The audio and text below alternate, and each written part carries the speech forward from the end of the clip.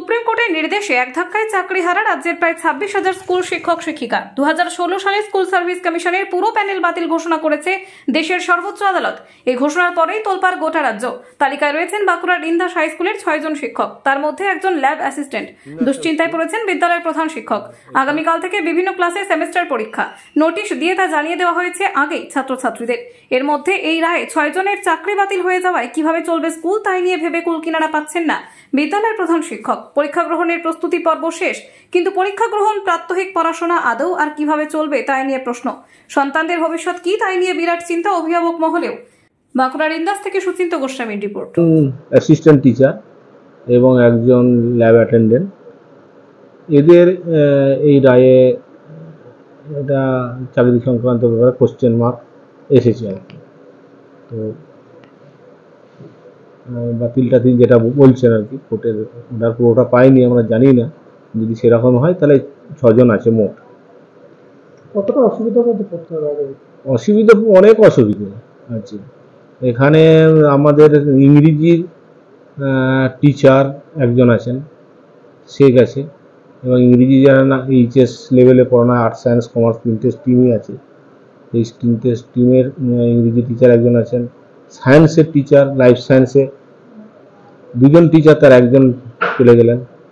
এবং সেখানে উচ্চ মাধ্যমিক বিভাগেও লাইফ সায়েন্স আছে বা বায়োলজিক্যাল সায়েন্স আছে, নর্মাল সেকশনে আছে, এবং আর কোনো সায়েন্সের, বায়োলজিক্যাল সায়েন্সে কোনো টিচার নেই, একমাত্র টিচার থাকছে এখন।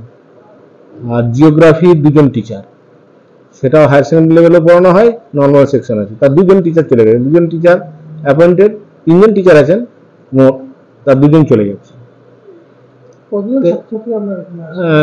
আমাদের এখানে ছাত্রছাত্রী 1100-র উপর, 1128-30 জনের মতো ছাত্র আছে, ছাত্রছাত্রী আছে।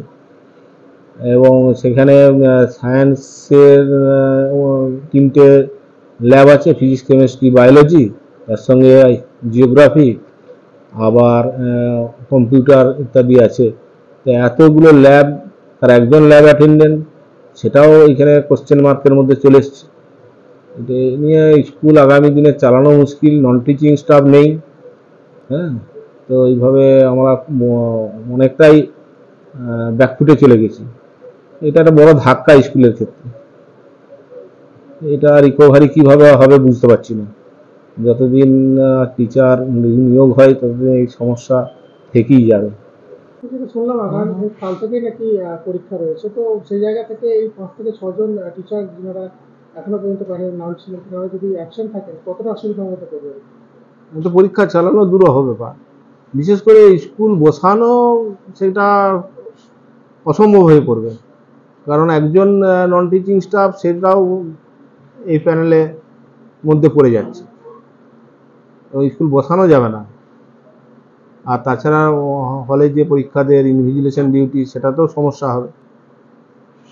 আরে স্কুল বসানো, প্রতিদিন ঘন্টা দেওয়া, ডিউটি অনুসারে স্কুল চালানো, বহু সমস্যা। 5 থেকে 10 ফার্স্ট সেমিস্টার পরীক্ষা, 2টো হাফ পরীক্ষা আছে। চিন্তিত এখন, পরীক্ষা তো আগে দেওয়া হয়ে গেছে, প্রোগ্রাম দেওয়া হয়ে গেছে, ছেলেরা আসবে। এই মুহূর্তে আজকে শুনছি যে বাতিলের মতো অবস্থা।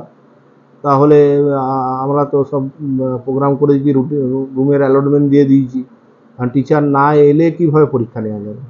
সেখানে পরীক্ষা ব্যবস্থাটা সঠিকভাবে নেওয়া সম্ভব হবে না। হ্যাঁ, রুমে ইনভিজিলেশন ঠিকমতো হবে না। আমার নাম সহদেব মন্ডল, স্কুলে আমি প্রধান শিক্ষক। এই আধুনিক যুগে মনের মতো অত্যাধুনিক বাইক কেনার দোকান খুঁজে পাচ্ছেন না?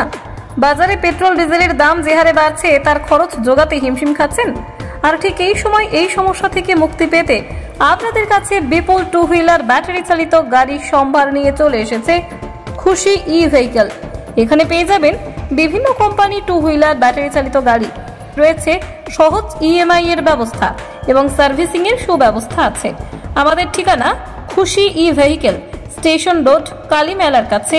মোবাইল নাম্বার 8617747806 অথবা 6295895065 এই নম্বরে।